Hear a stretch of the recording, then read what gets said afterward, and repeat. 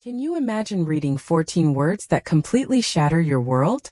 That's what happened to me. You're not needed at Christmas, Grandma. Mom says it's going to be just us this year. Those words, sent from my own grandson, felt like a silent, brutal eviction from my own life. I just stared at my phone, rereading it, desperately searching for some hidden meaning, some context that would soften the blow. But there was nothing. Just plain, clean, cruel rejection. Not even a phone call, just a text. You're not needed. It was December 22nd. The little artificial tree in my living room blinked its patient, oblivious lights. The irony stabbed at me. I hadn't even put ornaments on it yet. Every year we did it together. Used to anyway. I sank into my armchair, the familiar ache in my knees suddenly overshadowed by a far deeper pain that made me bite the inside of my cheek until it stung. I didn't reply. What was there to say? Should I demand an explanation? Pretend I was fine with it? Beg? No. I told myself, Edith, you are far too old to beg. My home, usually a sanctuary, felt like a stage set for a party that wasn't happening. It smelled of cinnamon and lemon polish. I cleaned it the day before, expecting company. The table was already laid with my mother's old porcelain. 3 plates just in case. I'd even bought a small turkey, worried it might be too much for just me. Funny, isn't it? Turns out it was too much even for one. I slowly stood and made my way to the sideboard, my fingers instinctively finding the Christmas photo album. I flipped through the years. There was Michael, my son, with wrapping paper like a crown on his head. Me in my green snowflake sweater, laughing at a joke I can't even remember anymore. And then little Owen, my grandson, chubby hands clutching toy trains, face smeared with chocolate. He used to be so attached to me, wouldn't go to bed unless I sang his favorite lullaby. That Owen. The same boy who now typed, "You're not needed." I closed the album. Hard. I don't even remember moving to the kitchen. My body just went out of habit. I stood by the stove, staring at the cold burners. The turkey was still in the fridge, uncooked, waiting. Just like me. The house was too quiet. Not peaceful quiet, but the kind of quiet that makes your ears hum, protesting the absence of life. I sat down again. The message still open on my phone. My finger hovered over the keyboard. I typed, "I see." Deleted it. Understood. Deleted it again. Finally, I just put the phone face down. That night I didn't sleep. The heating clicked softly. That sound you only hear when everything else is silent. I lay there under the heavy quilt I'd sewn when my husband was still alive. Derek. He would have had something sharp, something funny to say. "Looks like we got fired from Christmas, Edith," he'd quip. But Derek had been gone 8 years. And I had no one left to laugh with. The next morning I made tea but couldn't drink it. I tried to read, couldn't get past the first page. The TV's cheerful music and jingling bells felt like a cruel mockery. My eyes kept drifting to that bare Christmas tree. Then something inside me shifted. I stood up. I went to the closet and pulled out the blue wool dress I hadn't worn in over a year. I brushed it off, tried it on. It fit more or less, a little loose at the waist, but that was fine. I found the earrings Owen had given me for my 70th birthday, tiny fake pearls in a silver setting. I put them on. Then I took out the tin of sugar and spice cookies I'd baked 3 days ago, his favorite, and wrapped them carefully in a clean towel. I didn't tell anyone I was coming. Didn't even call a cab. I took the bus just like I used to, Route 43 then the 17. All the way to that part of town with the big houses and even bigger gates. It was already snowing lightly, a dry, powdery kind of snow that doesn't stick, but makes everything quiet, as if the world was holding its breath. When I got off at the corner, I had to walk 4 blocks. Slowly, my old joints protested with every step, but I kept going. I held that tin of cookies tight under my arm, like it was something sacred. Their house was glowing like a magazine spread. Wreaths on every window, candles flickering in every pane. I stood on the sidewalk for a moment, my heart pounding a frantic rhythm against my ribs. I could hear faint music, laughter, the clinking of glasses. The party had definitely started. I walked up the path, my boots crunching softly on the gravel, and reached the door. My hand rose to knock, then faltered. Was this foolish? Should I just turn around? Was I being pathetic? But then I remembered the message. And I knocked. The sound echoed louder than I expected. A sharp crack against the polished wood, slicing into their celebration like a pebble thrown into still water. For a second, no one answered. I almost convinced myself no one would come. That would have been easier, cleaner. But then the door opened. It was Owen. His eyes widened when he saw me. His mouth opened but no words came out, just a sharp, shallow breath, like he'd been caught doing something truly wrong.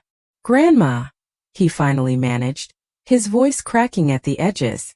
What are you doing here?" I looked at him. Really looked.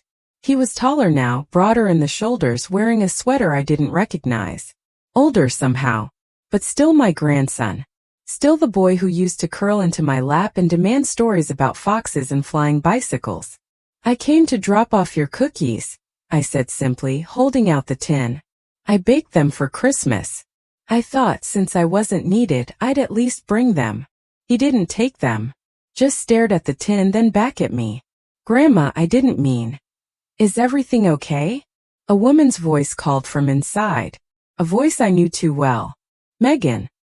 His mother, my daughter-in-law. She appeared behind him, a wine glass in her hand, hair perfect, lipstick bright. She saw me, and she stopped mid-step. "Oh," she said. Her tone wasn't surprised. It was annoyed, like I was a door left open in winter. "Hello, Megan," I said, my voice steady, betraying none of the tremor in my chest. "I thought Michael texted you." I looked at her. He didn't. Owen did. That landed. Her jaw tensed. She spun on her son. "We talked about this." Owen looked at the floor. "I just thought." "You thought what?" she snapped, too sharp for a holiday evening. Then she caught herself, looked at me, and tried to soften. "Edith, we just thought it might be easier this year. Smaller. You know how chaotic it gets." "I know," I said, stepping inside without waiting for an invitation. "I know exactly how it gets." She froze. I was in the foyer now. The warmth of the house hit me like a wave. Expensive perfume, pine, the faint smell of glazed ham. The laughter from the living room had dimmed. People had noticed. "Mom!" Michael's voice boomed from down the hall. Heavy footsteps. He appeared around the corner, his tie crooked, cheeks pink from wine. When he saw me, he stopped dead. His face changed. Not guilt, not joy, just profound discomfort. "You weren't supposed to be here," he said. Too blunt. Too honest. "I noticed," I answered. He looked at Megan, then Owen, then back at me. "We didn't want to upset you." "Then you should have told me the truth," I said. "That would have been far less upsetting." Behind him, I saw glimpses of the dining room. A long table, crystal glasses, linen napkins, glowing candles. My plate wasn't there. "Mom," Michael said, rubbing the back of his neck, a nervous habit. "This year's just been a lot. Megan's parents are here, and with the kids, space is tight. We figured it might be too much for you." "I hosted 30 people in a 2-bedroom house when you were 10, I said. "I don't recall anyone worrying about my space then." He flinched. "I'm not here to cause a scene," I added. "I just wanted to see my family on Christmas." Silence fell like a blanket. Megan took a slow sip of her wine. Michael looked anywhere but at me. And Owen, my sweet, silent boy, finally reached out and took the tin from my hands. "Thank you," he whispered. "I love your cookies." I managed a small, tired smile. It was something. Behind them, a little girl peered around the corner. Clara, my great-granddaughter. She was 7, maybe 8 now. I hadn't seen her since Easter. She looked at me, unsure whether to wave or hide. "Hi, Clara," I said gently. She smiled and ducked behind the wall. "Well," I said, stepping back toward the door. "I should go. Wouldn't want to make anyone uncomfortable." Michael opened his mouth, but nothing came out. Owen looked devastated. Megan, ever practical, said, "That might be best." I nodded. "Merry Christmas." I walked out without waiting for more. The cold slapped me harder this time, like it knew. Like it agreed. I didn't cry on the way home. Not then. I just sat on the bus, my hands folded in my lap, the scent of cinnamon lingering in the air. No one spoke to me. No one even looked at me. When I got home, that little tree was still blinking, stupidly cheerful. I sat down at the table and lit an old candle, half-burned, wax cracked with age. I sat there for a long, long time. Then I picked up the phone. Not to call them. Not to fight. To call my lawyer. He didn't pick up right away. It was Christmas Eve after all. But I left a message. My voice was calm, deliberate. Hello, Mr. Halverson. It's Edith Thornberry. I'd like to schedule a meeting after the holidays. We need to revisit the terms of my will. Yes. Again. I ended the call and placed the phone gently back in its cradle. The weight of it, so familiar, felt different now. Like something I was setting down for good. The house was quiet again, but not empty. Not anymore. Something had shifted. Maybe not in them, but definitely in me.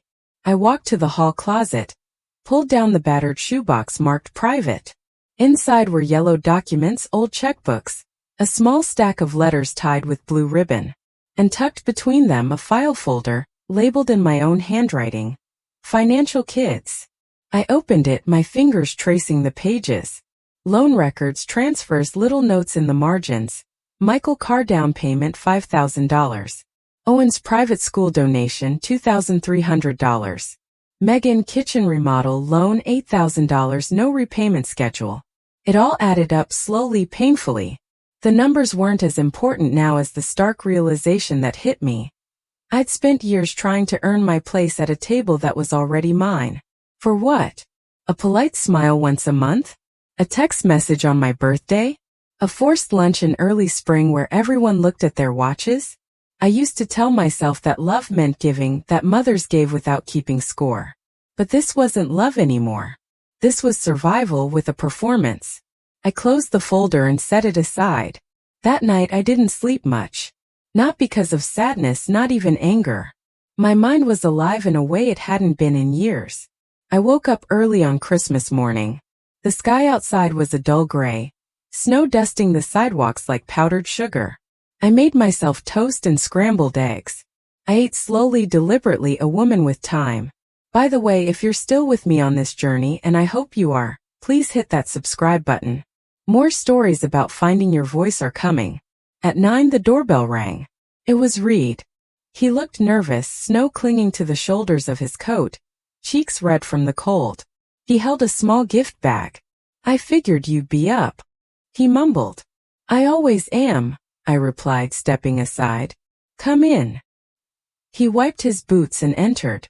The moment he saw the little tree, still blinking without a single ornament, something shifted in his face. Regret maybe, or shame. I didn't know, he said quietly. About the message, about what Mom and Dad planned. I swear I didn't. I nodded. I believe you. He looked relieved, then hesitated. You shouldn't have come though. Not like that. Why not? I challenged. He shifted his weight from foot to foot. It made everything awkward. For who? I asked. He met my eyes, and for a second I saw the boy again. The real Reed. Not just Michael and Megan's son, but someone who still had a moral compass. I'm sorry, he said. I nodded again. Thank you. He handed me the gift bag. Inside was a hand-knit scarf, soft earthy green, and a small note. For the woman who taught me how to make cinnamon stars and how to tell the truth. Love, Reed. I ran my fingers along the stitches. He hadn't bought this. He, or maybe Audrey, had made it.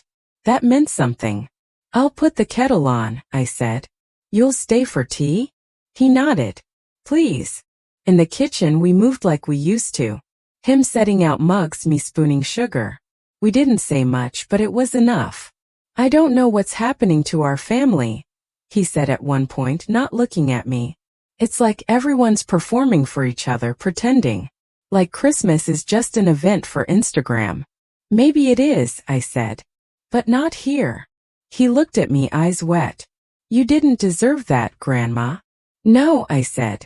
But I accepted it once. I sipped my tea. The warmth was good. Are you changing the will? He asked suddenly. I didn't answer right away. Why would you ask that? He flushed. I overheard Dad talking to Uncle Phil about how he had it locked in. Your house, the accounts. He said he was just waiting, like it was all just a matter of time. My stomach turned. Did you know, I said, my voice low, that I paid off the down payment on that house they live in now? Reed looked at me stunned. Did you know I co-signed the loan for your father's business, even though the bank warned me not to? He shook his head. I smiled faintly. Of course you didn't. That's not what people remember. Silence. But I remember, I said. And that's enough. Reed reached across the table and took my hand. I don't want anything from you, he said quietly. Just don't give up on all of us yet. Some of us still see you. That almost undid me, but I held it together. Finish your tea, I said, squeezing his hand gently. Then help me decorate the tree. The ornaments were stored in an old biscuit tin that smelled faintly of nutmeg and mothballs. Reed carefully carried it into the living room while I followed with a small box of lights. Most still worked. Some didn't, but I liked their gentle flicker anyway. It reminded me that not everything needs to be perfect to feel right. Reed sat cross-legged on the rug, pulling out each ornament like a small treasure. This one's heavy, he said, holding up a glass angel with a chipped wing. That one's from 1973, I told him. Your father knocked the tree over trying to catch a football in the house. Broke 3 ornaments, but this one survived. Barely. Reed smiled. Should have been a sign. We laughed. For a moment it felt like something real again. We dressed the tree together slowly, no rush. I watched him hang the old felt gingerbread man he'd made in kindergarten, the one with crooked eyes and a missing button. I used to keep it near the top right next to the star. This year he put it there again. Perfect, he said softly. We didn't need to say more. The tree glowed slightly uneven, faintly mismatched, but warm and full of memory. Afterward we sat by it, cups of fresh tea in hand. The snow outside had thickened, coating the neighborhood in quiet. No cars, no footsteps, just the gentle hum of winter wrapped around the house like a blanket. I don't know what happens now, Reed said.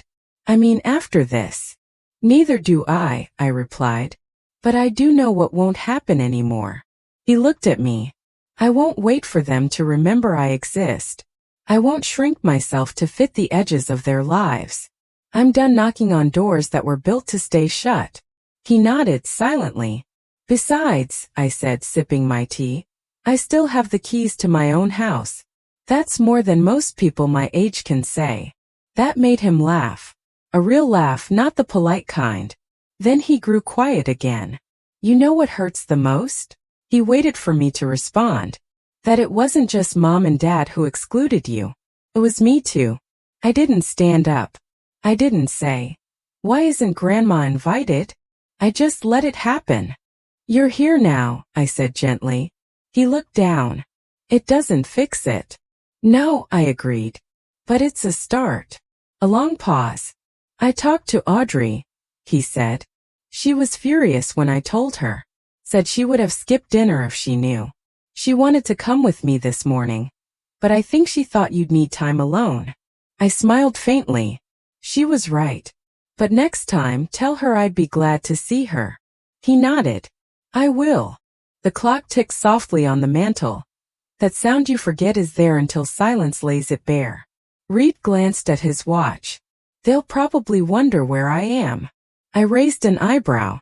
Not that they deserve an answer, he added quickly. You don't have to lie, I said. But you also don't have to explain. You're allowed to choose where you belong. He stood and gathered his things slowly. Then he turned, uncertain.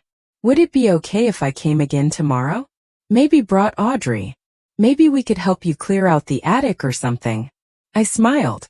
You can come for any reason or no reason at all. He stepped forward, hugged me gently. Love you, Grandma. I know, I whispered. And I did. I believed him. After he left, I stayed by the tree for a while longer. The lights cast soft shadows on the walls, shifting as the wind nudged the curtains. I thought about the dinner I'd walked into, the forced cheer, the eyes avoiding mine. And I thought about my hand on the doorknob, the hesitation, the quiet voice inside that had said, "Don't do it. Walk away." But I hadn't walked away. I had stood there, held my ground, and reminded them all who I was. Not a guest, not a burden. Their mother. Their grandmother. Their past. Whether they liked it or not. I looked around the room, small, old, familiar, not polished or perfect, but mine. Full of stories no one else could tell. And if they didn't want to hear them, so be it. I would tell them anyway, even if it was just to myself. The next morning I woke to the sound of birds tapping at the window, snow sliding off the roof in wet, heavy clumps. For a moment I actually forgot what day it was. Not because of age, but because for the first time in years I simply didn't care. The day wasn't defined by a family calendar, a dinner plan, or anyone else's permission. It was mine. I made oatmeal the old way with brown sugar and chopped walnuts, just like Derek used to like it. I even set a place for him at the table, his cup, his napkin, the butter knife he always claimed was just the right weight. Not because I believed he'd return, but because remembering him this way felt more honest than pretending he was some closed chapter. We were never that simple. Around 10 the doorbell rang. It was Audrey. She stood there in a wool coat, cheeks pink from the cold, a thermos in one hand and a little box in the other. "Reed's parking the car," she said. "He made me promise I'd knock first." I smiled. "Come in, dear." She stepped inside, her eyes scanning the room like it was a story she'd heard about but never visited. "It's really warm in here." "Old houses hold heat," I said. "And grudges," she laughed. Not politely. A real laugh. "I brought peppermint hot chocolate. Reed said you liked it." "I do," I said, "though he likes to drown it in marshmallows." She grinned. "He still does." We sat in the living room, the tree blinking quietly beside us. I poured the drink into mugs, and Audrey handed me the box. Inside was a little felt ornament, a fox in a red scarf holding a book. On the back, stitched somewhat awkwardly, it read, "To Grandma Edith with love." Foxes were always his favorite, I said, my voice tight. "He told me you used to make up stories about one named Thomas." "Yes, Thomas the fox who wore glasses and read mysteries by candlelight. He always found the truth, no matter how deep it was buried." She smiled. "Sounds familiar." Before I could reply, Reed came in, dusting snow from his coat. "Sorry," he said, breathless. "Had to park a block down. Someone's having a brunch party on the corner." "Popular neighborhood," I murmured. He kissed Audrey's cheek, then hugged me. Not one of those stiff hugs men give when they're trying to fulfill a duty. A real hug. We spent the morning in the attic as promised. Dusty boxes, old photo albums, a typewriter Derek had sworn he'd repair one day. We laughed over forgotten knickknacks and argued about whether a certain lamp was vintage or just hideous. At one point I found a shoebox filled with old cards. Birthdays, anniversaries, Christmases from when Michael and Megan still signed them with, "Love, Mom and Dad." Not just the Thornberrys. I set it aside without a word. Around noon we came downstairs. I made potato and leek soup, the kind that doesn't try to impress anyone, but always satisfies.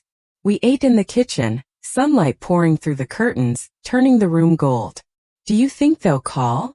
Audrey asked gently. "I don't expect them to," I said. "Not now." Reed looked up. "They're still pretending yesterday didn't happen." Mom asked if I enjoyed my walk. "Dad hasn't said anything at all." "That's their right," I said. "And mine is to stop waiting." Audrey touched my hand. "You're not alone."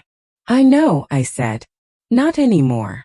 After they left, I stood in the doorway, watching their car disappear down the street. Then I went to the bedroom and pulled out a small lockbox from under the bed. Inside were the legal documents, deeds, insurance papers, my will. I opened it slowly. The old version was there. The one that split everything equally between Michael and Thelma. The one I drafted back when I believed that fairness meant love. I took it out. Then I pulled a blank form from the bottom of the box. Time to start again. Not out of revenge, not to punish, but to protect what mattered. To stop rewarding those who saw me as a piece of property, something to be managed or dismissed. I looked around my little house, the tree, the half-empty soup bowls, the felt fox now hanging beside the angel with the chipped wing. This was my life. It wasn't loud. It wasn't perfect. But it was mine again. 2 days after Christmas, my phone rang just before dusk. It was Thelma, my daughter. We hadn't spoken in almost 5 months, and even then it was a rushed birthday call I had to remind her to make. Now, her name flashing on the screen made my stomach tighten. I let it ring twice before answering. "Hello, Mom." Her voice was cautious, clipped. "I wasn't sure if you'd pick up." "Well," I said, "here we are." A pause. "Michael called me." "Did he?" "He said you showed up at Christmas uninvited. That it caused a scene." I laughed, but it wasn't a joyful sound. I knocked on my grandson's door. I didn't realize being a grandmother now requires clearance. "He said you embarrassed Megan in front of her family. Did she mention the message they sent me?" "What message?" I walked to the window, staring out at the quiet street. The snow had iced over, the world frozen in place. Owen texted me. Said I wasn't needed. That Megan didn't want me there. The silence on the line stretched thin. "That's not right," Thelma said finally. "No," I said. "It isn't." She exhaled. "I'm sorry, Mom. I didn't know." I nodded, though she couldn't see it. "It's not the first time, Thelma. Just the most honest. I should have been there." "No," I said, turning from the window. "You should have called months ago. You should have remembered how much I gave, and how little I asked." Another pause. I imagined her in her kitchen, fingers tracing the edge of a mug, trying to decide if it was worth it. This call. This truth. "You sound different," she said at last. "I am." She didn't answer. "I'm revising the will," I said plainly. "And all. The automatic transfers have stopped." The words hung there, stark and final. "You're serious," she said. "I am," I replied. "I've supported you both for decades, quietly, willingly. But the respect that was supposed to come with that never arrived. So I'm adjusting my expectations. And my paperwork." "Mom, don't do anything drastic." A long breath. "Is this because of one bad Christmas?" "This is because of every silent one before it." I could hear her swallow. "So what now? Are you cutting us out?" "I'm setting boundaries," I said. "Something I should have done long ago." She didn't argue for once. There was no pleading, no justification, just the soft sound of her resignation. "Do you still want a relationship with us?" she asked, her voice low. I thought about that. I want a relationship with the people who see me, who value me beyond my usefulness. If you can be one of those people, then yes. If not, then no. A long silence followed. "I'll call again soon," she said quietly. "We'll see," I replied and hung up. I stood there for a while, the phone still in my hand.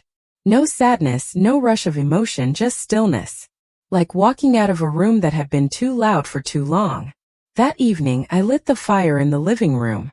Not because it was cold, but because I wanted to. I pulled a blanket over my lap and opened a book Reed had given me months ago. One I'd never made time to read. Outside, the lights in other houses flickered on, one by one. Behind each window, families bustled about, some joyful, some strained, some just pretending. And here I was alone. But not lonely. There's a difference. One I had ignored for years. For the first time in a long while, I had no obligations. No unpaid gratitude hovering in the corners. Just space and silence, and the sound of the fire breathing softly across the room. On New Year's Eve, I found myself watching the clock more out of habit than celebration. Midnight didn't mean what it used to. No champagne, no dancing in the kitchen, no Derek tapping his watch and saying, "Another year wiser, Edith." Just me sitting in my armchair, a blanket over my knees, a mug of tea gone lukewarm.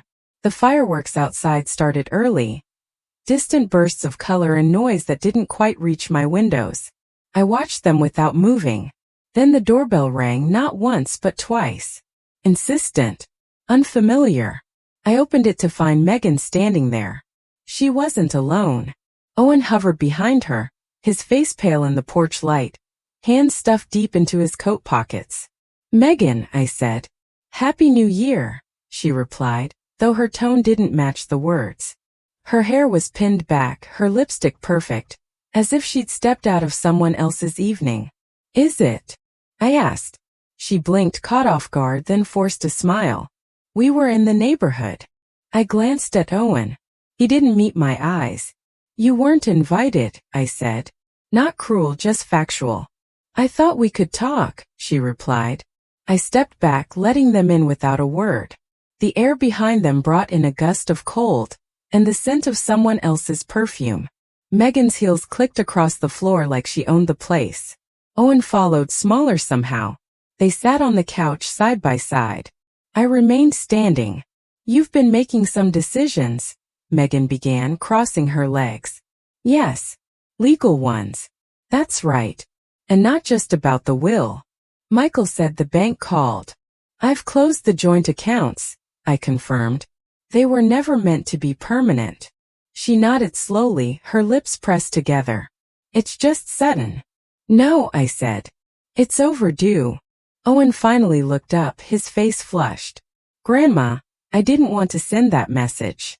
"I know," I said gently. "But you did." Megan placed a hand on his arm. "He's just a teenager, Edith." "He's 16, I countered. "Old enough to drive a car. Old enough to know when someone is being erased." Her expression tightened. "I understand your frustration," she said. "But cutting everyone off?" "I'm not cutting everyone off," I interrupted. "I'm choosing who gets access to me. That's not revenge. That's boundaries." A silence stretched between us. "Do you want to see the kids again?" she asked finally. "Clara, Max." I took a breath. "Of course I do. But not as an afterthought. Not when it's convenient for you. If I'm in their lives, it's because I'm present. Not because I'm tolerated." Megan shifted. "This is going to upset Michael." "It already has," I said. "He's upset that the woman he ignored for a decade remembered who she was." Owen's voice cracked. "Are you mad at me?" I turned to him. "No. I'm disappointed. And I think you're better than the message you sent, but that's not something I can decide for you." He nodded slowly. Megan stood. "Well, we've said what we came to say." I walked them to the door.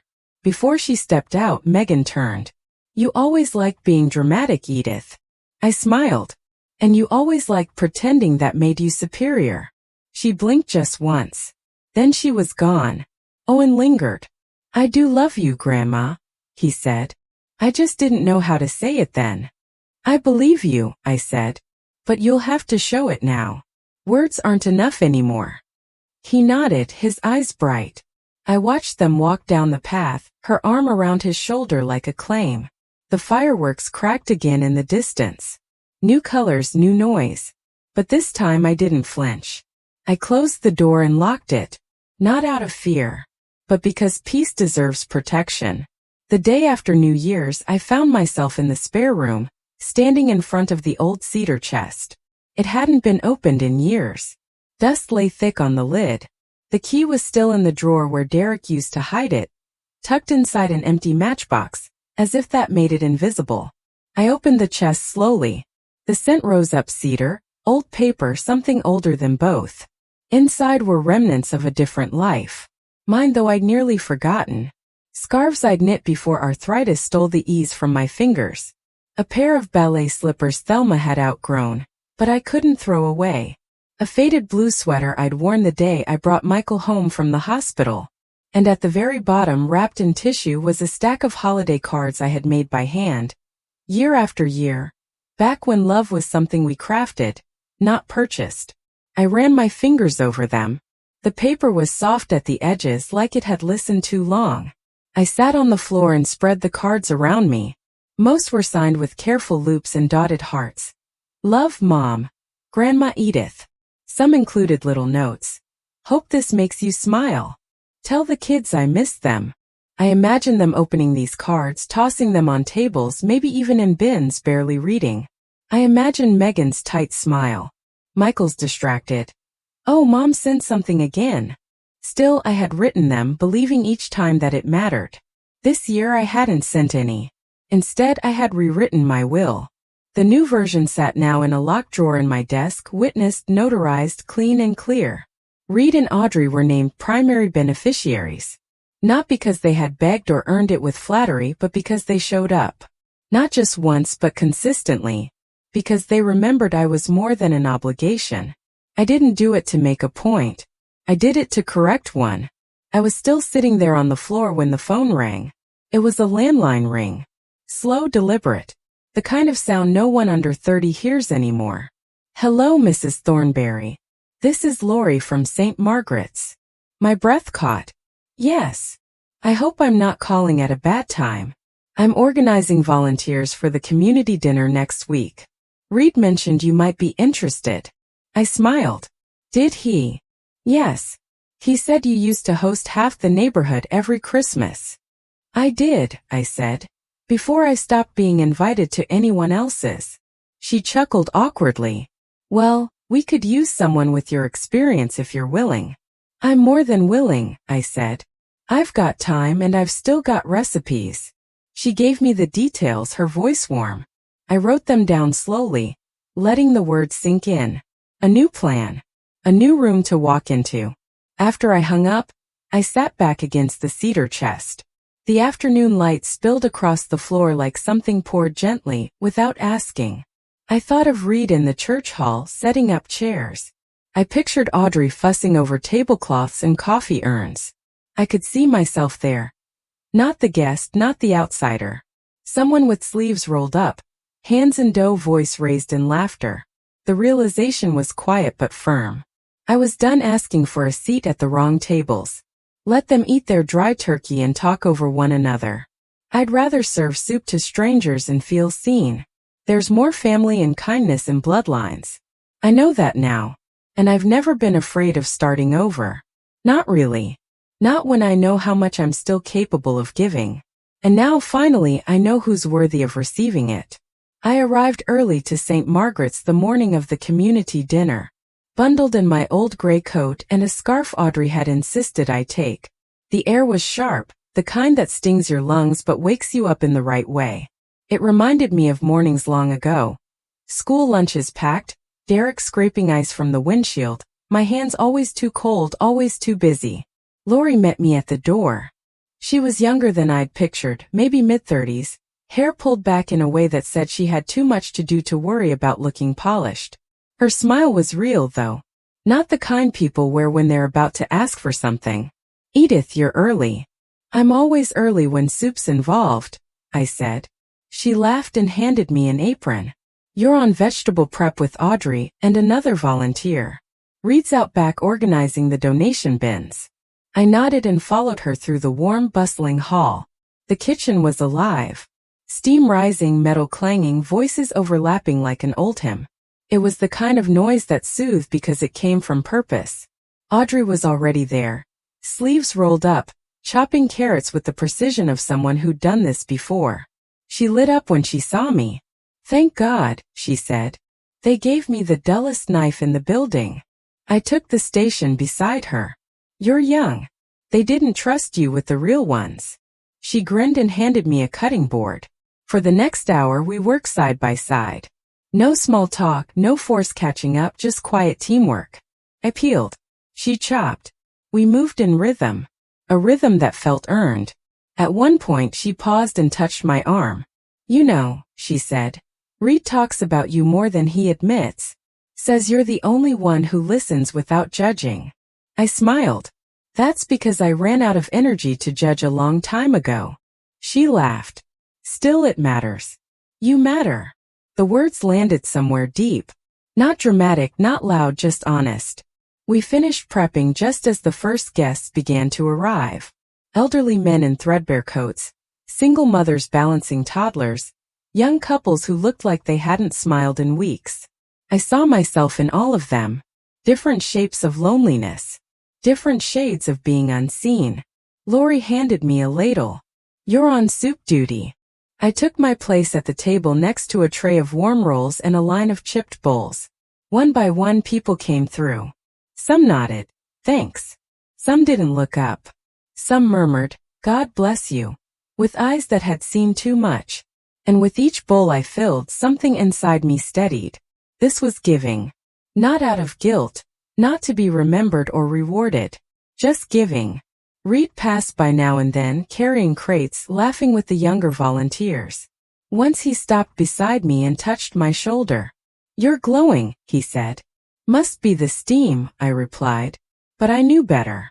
Hours passed like minutes. When the last guest left and the last pan was scrubbed, I felt the ache in my feet, the pull in my lower back, but also something else, satisfaction. We sat around the long table afterward, volunteers with mugs of cocoa, swapping stories, resting elbows on wood worn smooth by time. Audrey leaned into Reed's side, and he held her hand openly. No performance, no posturing. Just presence. Lori raised her cup. "To Edith," she said. "The only person here who peeled 20 pounds of carrots without complaint." Everyone laughed, even me. "To Edith," they echoed. It wasn't the kind of toast you frame or quote in a eulogy, but it was the kind that said you belong here. And that, I've learned, is more powerful than any inheritance. The next Sunday morning I woke with a sharp ache in my hip, a reminder that even purpose doesn't protect you from age. I took my time getting out of bed, letting the quiet of the house settle around me. It wasn't silence anymore. It was peace. After breakfast, I opened the notebook where I now kept my weekly plans. Not the kind I used to make: appointments, birthdays, things for others. These were mine alone. Bake the molasses cake. Visit Mrs. Colton. Sort the linen drawer. Today I wrote just one thing: talk to Reed. He'd been calling often lately. Not long, meandering conversations, just check-ins, updates, a recipe question, a recommendation for a mystery novel, small threads that kept us stitched together. But I knew we were circling something bigger. At noon he arrived with a brown paper bag and a cautious smile. "I brought lunch," he said. "Egg salad. Don't judge me." I raised an eyebrow. "If it's got celery, we'll have words." He grinned and followed me into the kitchen. We ate at the table like we always did. The window cracked just enough to let in the crisp air. Outside, someone's wind chime played a song I almost recognized. Halfway through our sandwiches, he set his fork down. "I told Dad about the will." I paused. "You didn't have to." "I know, but I needed to." I waited. "He said you were being manipulated. That Audrey and I were taking advantage of you." I blinked once. That's a new flavor of irony. "He said you're vulnerable now, that you're angry, acting out." I took a sip of tea. "Let me guess. He offered to handle everything just to make things easier." Reed nodded, eyes down. "I'm sorry, Grandma. I didn't expect him to turn it into a strategy." "You shouldn't be sorry," I said. "You didn't do anything wrong. But he's my father, and I'm your grandmother. Life is full of difficult truths." He leaned back in his chair, rubbing his forehead. "He said the money isn't the point. That you're destroying the family by playing favorites." I almost laughed. "They destroyed the family the day they turned love into currency." Reed looked up. "You really believe that?" "I know it," I said. "Because I was part of it for too long. I handed out checks when I should have been handing out no's. I bought silence instead of asking questions. I let them treat me like a vault instead of a person." A long pause followed. He looked older in that moment. Wiser, maybe. Or just tired. "I don't want any of this to break you and them forever," he said softly. I reached across the table and took his hand. "It already broke. I'm just choosing not to sit in the rubble." He nodded, squeezing my fingers. "I don't expect you to take sides," I said. "But I do expect you to protect your own soul. Don't become like them." "I won't," he whispered. "I swear." We sat there a while, not talking. The wind picked up outside and the chimes played louder now, no longer unsure of their melody. When Reed left, he kissed my cheek and said, "We're coming by next weekend, Audrey and I. We want to help you build that raised bed in the yard." I smiled. "We'd better start soon. Spring comes fast if you're paying attention." He turned at the door. "And Grandma." "Yes. Thanks for not giving up." I closed the door after him and leaned against it. My hips still ached. My knees too. But my heart felt stronger. Because there's something deeply powerful about being underestimated. It means they don't see you coming. And by the time they do, you've already reclaimed your life. I visited the bank on a Monday morning. The kind of morning where the wind presses against your coat, like it's trying to remind you how fragile you are. I wore my best wool, the one with the good buttons still intact, and I carried a folder under my arm, thin but heavy with decisions. The teller recognized me. "Mrs. Thornberry," she said warmly. "How are you?" "I'm here to close an account," I replied. "Of course, I'll get someone from investments." The office was warm but overly beige. I sat across from a young man with neat hair and the practiced empathy of someone trained to nod at bad news. "I understand you want to terminate a joint trust," he said. "Yes," I said. "Effective immediately." He blinked. "May I ask why?" "You may," I replied. "Because I'm done funding people who've forgotten I exist unless money's involved." He hesitated, then typed something into his computer. "The process is straightforward, but your son will be notified." "I expect he will," I said. "You don't need to give notice." "I've already done that," I said, in ways that mattered. He handed me the papers. I signed them slowly, carefully, my signature steady as it ever was. When I handed them back, it felt like setting down a weight I didn't realize I'd been carrying for decades. "Do you want to redirect the funds?" he asked. "Yes. Into a personal savings account and a new scholarship fund." He raised his eyebrows. "For adult women returning to education with children. No cosigners allowed." He smiled. This time genuinely. That's wonderful." "It's fair," I said. "And overdue." He filed the documents. When I stood to leave, he offered his hand. "I hope someone sees what you've done," he said. "I do," I replied. Outside, the wind was just as sharp, but I walked slower now, more upright, more aware of my own posture, as if my spine had remembered it had permission to be proud. That afternoon, I called Mr. Halverson, my lawyer. "It's done," I told him. "The accounts are closed. The fund is in motion." "Excellent," he said. "And the will?" "Finalized," I replied. "Unless I meet someone in my 90s worth adding," I added, and he chuckled. "I'll leave space for notes." I spent the evening going through my address book, a real leather-bound one, pages yellowed at the corners. I crossed out names I hadn't called in years. I circled ones I had overlooked. I called Mrs. Colton, my old neighbor from 2 doors down. We spoke for an hour. I called a woman from church whose daughter had moved to Canada. I called a cousin I hadn't seen since Derek's funeral. And with each voice I stitched something back together. Not the past, but a sense of place. Of self. Later that night, I poured a small glass of sherry and sat by the fire. The room was quiet but not silent.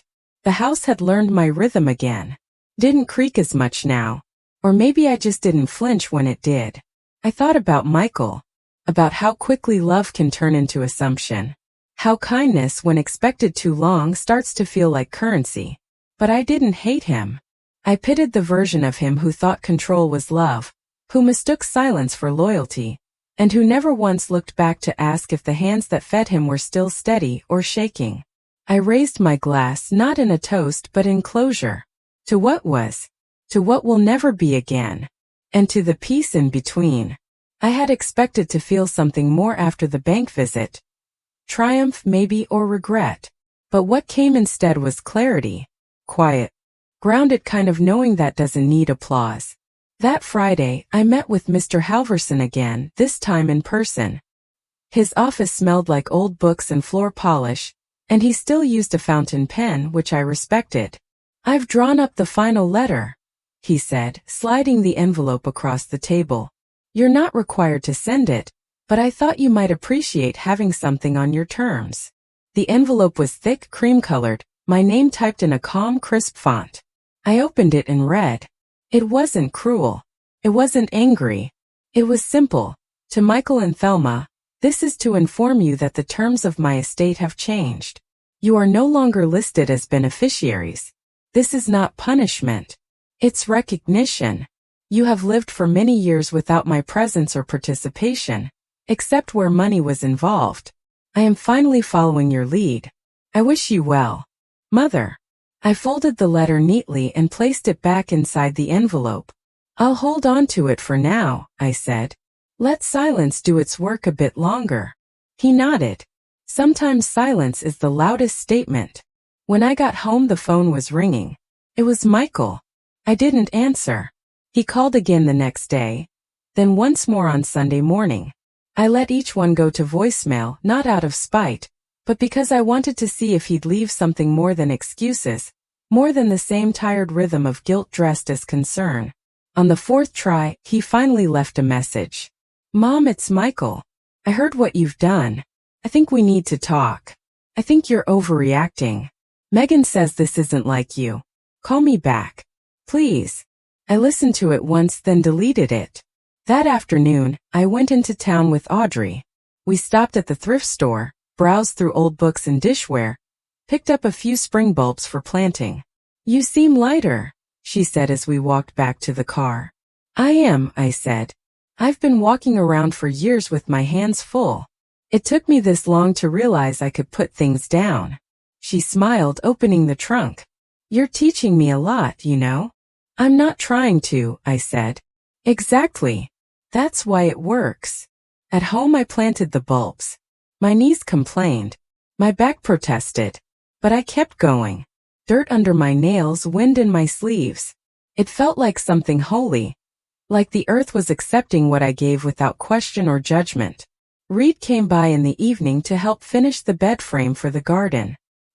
He brought a small folding chair and made me sit while he did most of the hammering. You're not retired from everything, he said, just from lifting things alone. When he finished, we sat together on the porch. I saw Dad this morning. He looked thinner, I said. Guilt burns energy. He's worried. Good. Reed hesitated. You won't change your mind. I shook my head. No. And if I do, it won't be because someone called 3 times in a row. He nodded. He doesn't know what to do with a version of you he can't manage. That's his problem, I said. Not mine. The stars were just starting to come out. I pulled the blanket tighter over my shoulders and breathed in the cold. Spring would come. It always did. But this time I'd made space for it. Not just in the soil but in me. He came alone. I saw his car from the kitchen window. The same silver sedan he's had for years. Tires crunching slow across the gravel like it knew it wasn't welcome. He parked too close to the rose bush. Derek would have shouted through the screen, told him to back up and try again. But there was no one left to shout now. Just me. And I didn't bother. I stayed at the sink, drying my hands on the dish towel, watching as he stepped out. No gift, no bag. Just him in a dark coat, and the slouched posture of someone rehearsing an apology. He didn't knock right away. He stood there on the porch for a full minute, maybe more. Then finally 3 quiet knocks. Not tentative, not strong. Just tired. I opened the door. Hi, Mom, he said. I didn't answer, just held the door. He stepped in, looked around like he was trying to remember where everything had been. Nothing much had changed. Same rug, same mirror, same scent of lemon oil and something faintly sweet. But maybe it felt different now. Not his. Nice to see you. He tried again. Still I said nothing. He cleared his throat. I got your message about the changes. I didn't send one. He blinked. Reed told me about the accounts. The will. That's not a message. That's a fact. He looked down at his shoes, then back at me. Can we talk? I nodded once and led him into the living room. He sat on the edge of the couch like it might tip if he leaned back. I stayed in my armchair, the one that had become more throne than seat. For a long moment, neither of us said anything. The clock ticked. A car passed outside. The house held its breath. Then he started. I don't know how we got here, he said. It feels like I blinked and suddenly you were gone. I've been here, I said. The whole time. He nodded slowly. I know. I just mean, I didn't expect this. No, I said. You expected me to stay quiet, stay grateful, stay convenient. His eyes flickered, but he didn't deny it. I worked hard, Mom, he said. I built a life. With help, I added. Yes, he admitted. With help from you. And I never said thank you enough. I see that now. It's not about thank you, I said. It's about presence, respect, truth. I didn't mean to push you out, but you didn't pull me in either. He sighed, ran a hand over his face. Megan's complicated. No, I said. It's clear. You're the one who let it happen. That landed. He looked around the room again as if trying to gather himself. So what now? You've made your point. Are we just done? I studied him, the lines in his face, the slump in his shoulders. The boy I raised still flickered behind his eyes, but dimmed by years of assumption. No, I said. We're not done. But we're not going back either. He swallowed. So what does that mean? It means I won't pretend anymore, I said. If you want to be in my life, you come as a son, not as a manager, not as an heir, not as someone who needs something. I don't need anything. You need permission to be decent, I said. That's what I'm taking away. He blinked at that, sat back, letting the words settle. I'm tired, Michael, I said softer now. Tired of performing. Tired of wondering if love still counts when the checks stop. He looked down again, his voice lower. I'm sorry. I believe you, I said. But it doesn't change the past.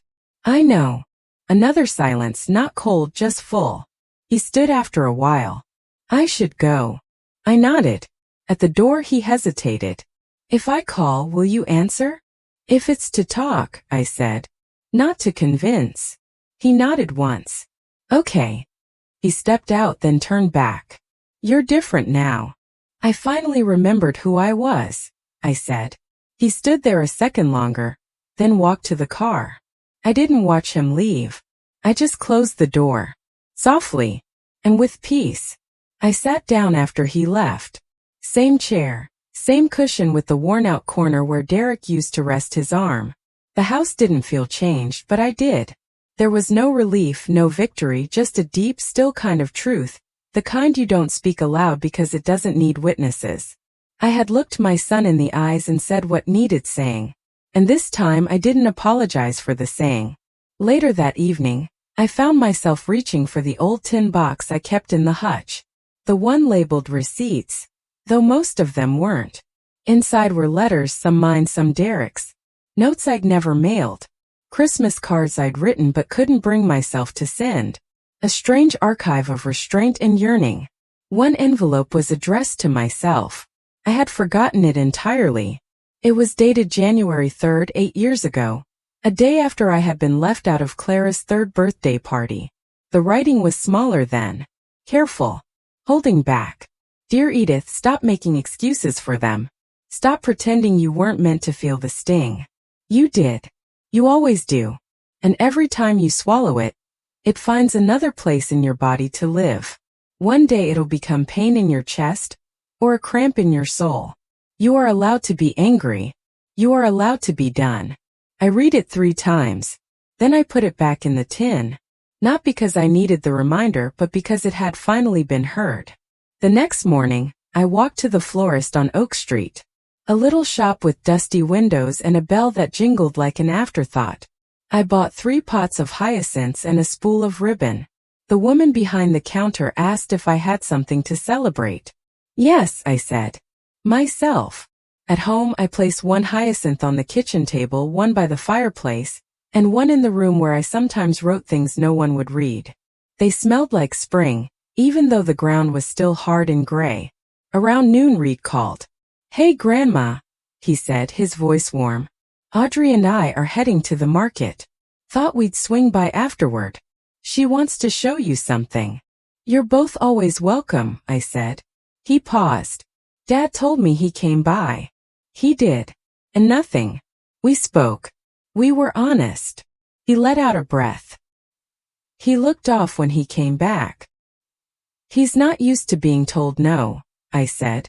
Especially not by women who don't explain themselves. Reed chuckled.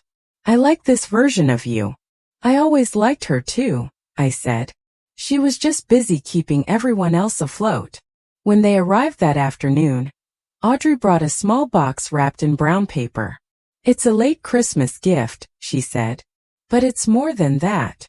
Inside was a printed booklet, maybe 30 pages, stapled neatly with a soft cream cover. On the front it read, Things Edith Taught Me. I opened it. Each page held a quote, a moment, a lesson. Some I remembered saying, some I didn't. Don't water people who pretend to be plants. Love isn't currency. If it is, spend it elsewhere. If they only come when they want something, stop answering the door. Tears came before I could stop them. I thought maybe more people should read these, Audrey said. So we printed a few for the church, for the library, for anyone who needs them. Reed took my hand. You're not just our grandmother, he said. You're a voice some people haven't heard yet, but they need to. I didn't speak. I couldn't. Not because there was nothing to say, but because finally someone else was saying it for me. The booklet stayed on my table for days. Not because I needed to reread it, but because it meant something to see myself reflected in someone else's ink. Audrey had captured me better than I ever could have. Not the version of me they used to invite to fill a seat, or the one they forgot to call. The real me. One morning I found a note in the mailbox. Handwritten, no return address. Mrs. Thornberry. I read your little book at the church pantry. I don't know who you are, but I think I want to become someone like you. My own mother never said those kinds of things. Thank you. I hope you keep speaking. Just a woman trying. I stood on the porch reading it 3 times. Then I went inside and wrote one more thing in my notebook. Speak again. It wasn't about revenge anymore. It hadn't been for a while. It was about reclaiming voice, space, breath. About reminding myself and anyone who cared to notice that I had not disappeared. I had not faded. I had simply paused like a breath before a sentence that mattered. Weeks passed. Reed and Audrey came often, helped in the yard, brought groceries I didn't ask for, sat with me through long evenings when the wind clawed at the windows, and the loneliness tried to sneak back in. One night, Audrey said, "We've been thinking about having a baby." I didn't cry. I just held her hand, felt the weight of legacy shift. Not in money or property, but in presence. "If you do," I said, "promise me one thing." "Anything," she whispered. "Let them hear the truth early. Let them know that silence isn't peace. That they come from women who speak." She nodded, her eyes shining. By spring the bulbs bloomed, hyacinths and tulips, and the daffodils Reed planted along the back fence. The yard was still uneven, the soil still stubborn. But beauty came anyway. I started hosting Thursday lunches. Nothing fancy, just soup and bread, a slice of cake, a kitchen that stayed open. Women from the church came, then a few neighbors, then strangers. They brought stories with them, hard ones, honest ones. We didn't offer solutions. We just listened. And that, I found, is its own kind of healing. Michael hasn't called again. Thelma sent one card late, unsigned. I didn't reply. Not out of cruelty. Out of clarity. Sometimes peace means letting go of the people who only come to stay comfortable. Sometimes dignity means refusing to be their cushion. And sometimes healing means becoming the version of yourself you needed 20 years ago, and offering her to someone else. I'm still here. Still steady. Still speaking. And if any part of my story stayed with you, if you saw yourself in the quiet, the ache, the rise, I hope you do something with that. Speak. Write. Get up. Say no. Say yes. Reclaim the version of yourself they tried to edit down. And when you do, come back and tell me. I'll be here by the window, with tea on the stove and a seat at the table, waiting for the next woman to remember who she is. What part of your story are you ready to reclaim? Tell me in the comments below.